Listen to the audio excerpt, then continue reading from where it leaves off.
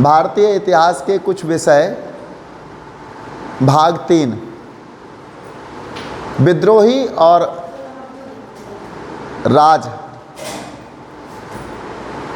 विद्रोही और राज है, ये राज्य नहीं है, क्योंकि अपभ्रंश बस राज्य ही निकलता है।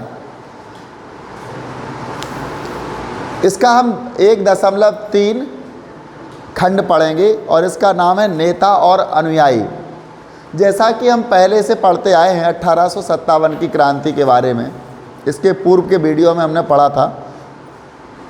1857 की क्रांति धीरे सने सने फैलती जा रही थी और एक सुनियोजित तरीके से फैल रही थी। हमने कल ये भी देखा था कि इस क्रांति को नियोजित करने वाले कौन थे, किस प्रकार से इसका नियोजन हुआ था, सब कुछ, इसका नेतृत्व किसने किया था, सब कुछ हम इसको पढ़ रहे थे। चूँकि क्रांति भारत की जिन जिन के सैनिक छावनियों में फैल रही थी, वो एक जैसी घटना हुआ करती थी। जैसी घटना मेरठ में घटी थी, वैसी ही घटना अन्य छावनियों में भी घट रही थी।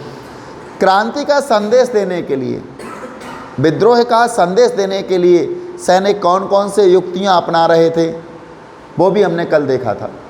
जैसे कि शाम के समय तोप चला देना, जिससे अन्य छावनी में पता चल जाए कि यहाँ विद्रोह हो चुका है, या फिर बिगुल बजा देना। आज हम देखेंगे क्रांतिकारी नेताओं का चयन कैसे करते थे, नेतृत्व का चयन कैसे करते थे, और वो उनके अनुयायी क्यों बन जाते थे। जैसा कि आपको पता है, बैरकपुर में 10 मई 1857 को, जैसे ही 1857 के विद्रोह का श्री गणेश हुआ, रात में ही पैदल सैनिकों की एक टुकड़ी दिल्ली के लिए कूच कर गई थी और तड़के 4 बजे, मतलब प्रातः काल में 4 बजे लाल किले का दरवाज़ा खटखटा दिया था उन्होंने। लाल किले के अंदर अंतिम मुग़ल शासक बहादुर शाह जफ़र निवास करते थे, जो कि बहुत बूढ़े हो चुके थे, बहुत बूढ़े हो चुके थे, और बूढ़े होने के पश्चात वो कोई नेतृत्व करने लायक नहीं बचे थे। फिर भी सैनिकों ने उनमें विश्वास अपना व्यक्त किया और उनको अपना नेता बनाने के लिए उनको बाध्य कर दिया, नेतृत्व करने के लिए बाध्य कर दिया। चूँकि बहादुर शाह नेतृत्व स्वीकार नहीं करना चाहते थे, उनकी अवस्था अब वो नहीं रही थी, बहुत वृद्ध हो चुके थे।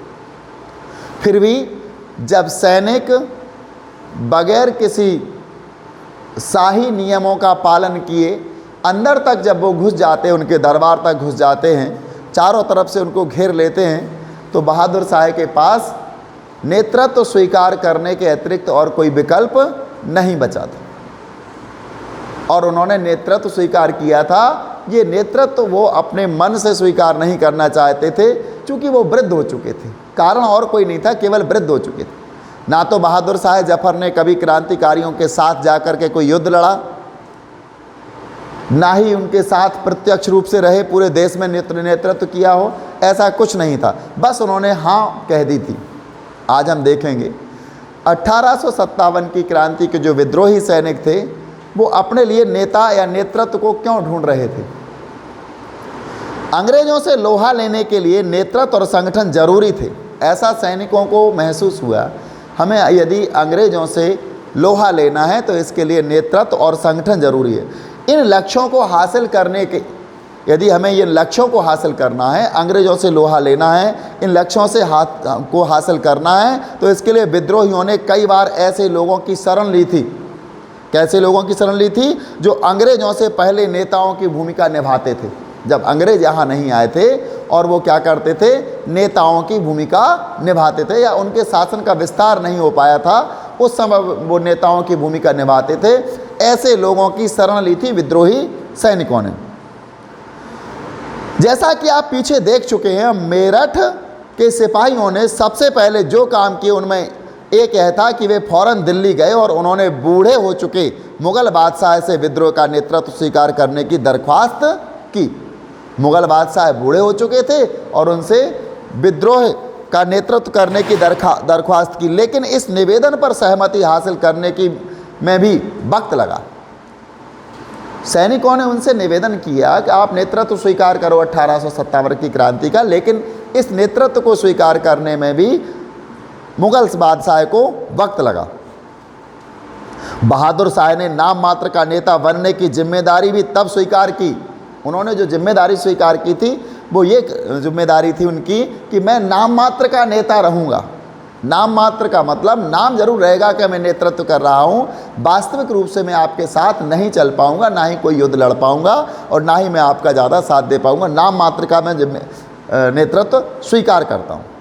तो नाम मात्र का नेता बनने की जिम्मेदारी भी तब स्वीकार की जब कुछ सिपाही शाही शिष्टाचार की अवहेलना करते हुए जबरन लाल किले के मुगल दरबार में जा घुसे और बहादुर शाह के पास वाकई कोई चारा नहीं बचा था। मतलब उनका आग्रह स्वीकार करने के अतिरिक्त बहादुर शाह जफर के पास और कोई चारा नहीं था।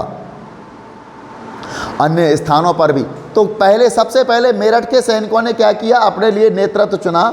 इसके बाद और अन्य स्थानों के सैनिकों ने बिल्कुल एक जैसा अनुसरण चल रहा था। हम पूर्व में बता चुके हैं, प्रत्येक सैनिक छावनी में एक जैसी घटनाएं घट रही थी। इनको देखते हुए ऐसा लगता था कि ये बड़े नियोजित ढंग से हो रहा है, किसी ने प्लान किया है कि इस प्रकार से हमें विद्रोह करना है। तो जब मेरठ के सैनिकों ने अपना नेतृत्व बहादुर शाह जफर को दे दिया, अंतिम मुगल बादशाह जो थे, धीरे धीरे अन्य जगहों पर भी इसकी आवश्यकता महसूस हुई। जहाँ भी विद्रोह होता था वहाँ के सैनिक अपने लिए एक नेतृत्व का चयन अवश्य करते थे। अन्य स्थानों पर भी छोटे पैमाने पर ही सही इसी तरह के दृश्य घट चुके थे। कानपुर में सिपाहियों में और शहर के सामने बगावत की बागडोर संभालने के सिवा और कोई विकल्प ही नहीं था। यानी कानपुर में क्या होता है, सबसे पहले कानपुर में सिपाहियों और शहर के लोगों ने पेशवा बाजीराव को, वहाँ के सिपाही और वहाँ पेशवा थे कानपुर में, उनका नाम बाजीराव, और बाजीराव के पुत्र बाजीराव द्वितीय के उत्तराधिकारी नाना साहब के सामने बगावत की बागडोर संभालने के सिवा और कोई विकल्प नहीं छोड़ा था। जैसे दिल्ली में मेरठ के सैनिकों ने बहादुर शाह जफर यानी जो मुगल सम्राट थे, अंतिम मुगल शासक थे, उनके सामने कोई विकल्प नहीं छोड़ा था कि वो नेतृत्व को संभालें। नेतृत्व को संभालने के अलावा उनके सामने भी कोई विकल्प नहीं बचा था। इसी प्रकार कानपुर के सैनिक और वहाँ के शहर के लोगों ने पेशवा बाजीराव द्वितीय के उत्तराधिकारी नाना साहब थे, नाना साहब के सामने भी और कोई विकल्प नहीं छोड़ा सिवाय इसके कि वो नेतृत्व को स्वीकार करें। तो वहाँ पर उसकी बागडोर किसने संभाल ली? कानपुर में नाना साहब ने, जो पेशवा बाजीराव द्वितीय के उत्तराधिकारी थे।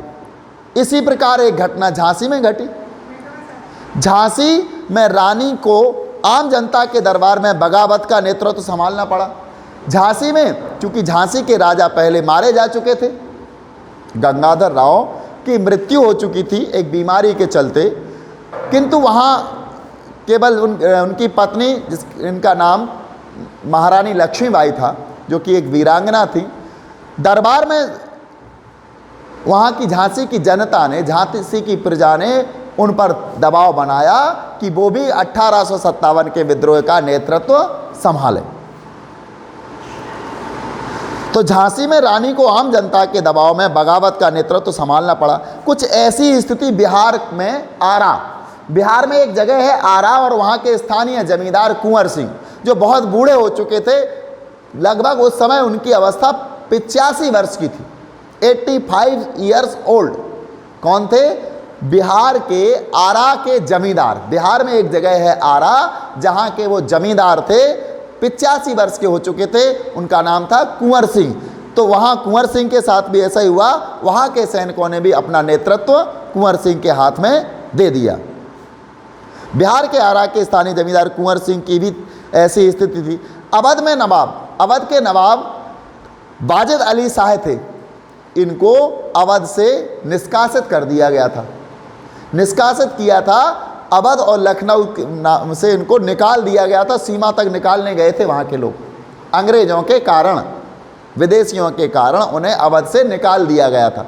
जब उनको निकाला गया था, उनको अपदस्थ कर दिया, तो उसकी बागडोर स्वयं अंग्रेजों ने उस रियासत पर कब्जा कर लिया था, अवध पर। और आरोप लगाया था कुशासन का आरोप, अवध पर लगाया गया था कुशासन का आरोप। और वहाँ के जो नवाब थे वाजिद अली शाह जैसे लोकप्रिय शासक को गद्दी से हटा दिए जाने और उनके राज्य पर कब्जा कर लेने की यादें लोगों के जहन में अभी भी ताज़ा थी। लोगों को अभी भी ये बातें अनुभव हो रही थी, बहुत ताज़ी बात थी कि वहाँ के जो शाह अली, जो वहाँ के वाजिद अली शाह जो नवाब थे, उनको किस प्रकार से अंग्रेज़ों ने अपदस्थ कर दिया और उनके गद्दी पर कब्जा कर लिया। ये बातें हम जनता के जहन में, उसके दिमाग में अभी भी ताज़ी थी।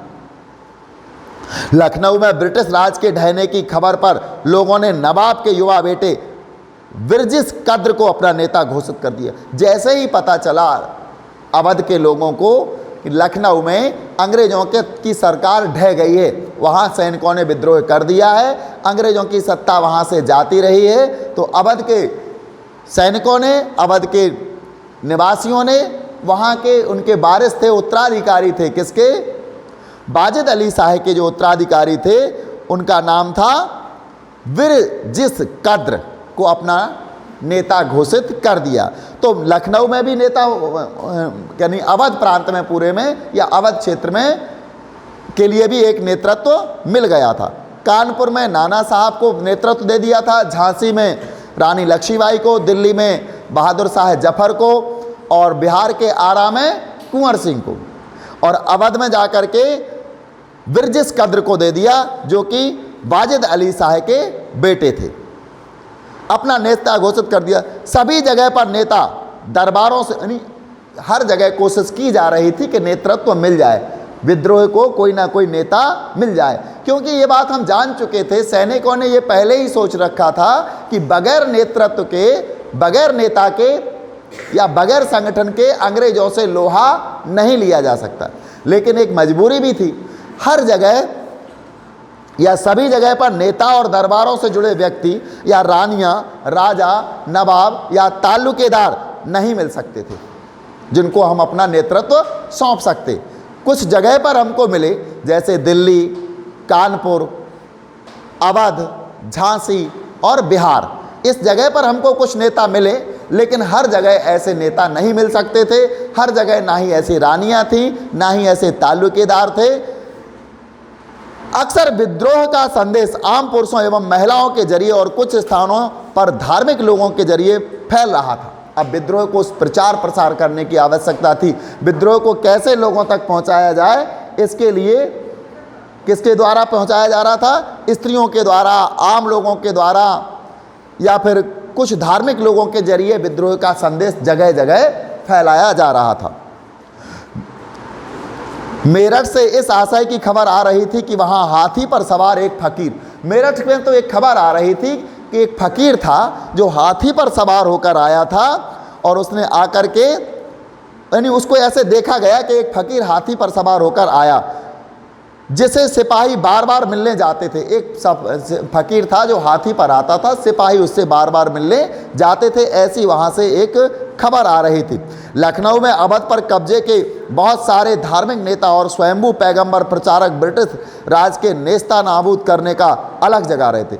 लखनऊ में अवध पर कब्जा करने के बाद, जब अंग्रेजों ने लखनऊ में और अवध पर कब्जा कर लिया, तो उसके धार्मिक नेता और स्वयंभू पैगंबर प्रचारक ब्रिटिश राज को निस्ता, तो जैसे ही लखनऊ में और अवध में क्रांतिकारियों का कब्जा हो गया, विद्रोहियों का कब्जा हो गया, तो वहाँ के कुछ धार्मिक नेता जो थे, अपने आप को पैगंबर कहते थे, पैगंबर का मतलब संदेश देने वाले कहते थे, वो जगह जगह जा कर के अंग्रेजी शासन को नेस्ता नाबूद करने के लिए प्रचार कर रहे थे, या इस खबर को फैला रहे थे, या लोगों को जगा रहे थे। लोगों से कह रहे थे, उठो, खड़े हो जाओ अंग्रेजों के खिलाफ, और उनको यहाँ से हटा दिया जाए। अन्य स्थानों पर किसानों, जमींदारों और आदिवासियों को विद्रोह के लिए उकसाते हुए कई स्थानीय नेता सामने आ चुके थे। कई जगहों पर किसानों को जगाने वाले लोग थे, जमींदारों को उकसा रहे थे, आदिवासियों को उकसा रहे थे, इन सबको विद्रोह के लिए उकसाते थे। किसानों को, जमींदारों को और आदिवासियों को विद्रोह के लिए उकसा रहे थे, जिससे विद्रोह हो सके। शाहमल ने उत्तर प्रदेश में बड़ौद परगना के गांव वालों को संगठित किया। एक शाहमल नामक नेता थे जो कि उत्तर प्रदेश के बड़ौद नामक स्थान के थे, और उन्होंने वहाँ जा कर के उस परगना के गांव, यानी एक परगना था, उसके क्षेत्र में कई गांव आते थे, बड़ौद परगना के क्षेत्र के जो गांव थे वहाँ शाहमल ने लोगों को जगाने का काम किया। शाहमल ने उत्तर प्रदेश के बड़ौद परगना के गांव वालों को संगठित किया। छोटा नागपुर स्थित सिंह भूमि के एक आदिवासी काश्तकार, छोटा नागपुर जो कि पूर्वी भारत की तरफ आता है, पश्चिम बंगाल की तरफ आ जाता है, तो यहाँ छोटा नागपुर में एक ज़िला है सिंह भूमि, जो कि आजकल पश्चिम बंगाल में पड़ जाता है। सिंह भूमि के एक आदिवासी काश्तकार गोनू, आदिवासी एक किसान था जिसका नाम था गोनू, ने इलाके के कोल आदिवासियों का नेतृत्व संभाला हुआ था। यानी वहाँ के कोल जाति के जो आदिवासी थे, इनमें भील, कोल, बैगा इत्यादि आदिवासी होते हैं, तो कोल जाति के आदिवासियों का नेतृत्व वहाँ का एक स्थानीय काश्तकार आदिवासी था जिसका नाम था गोनू, इसने वहाँ का नेतृत्व संभाला हुआ था।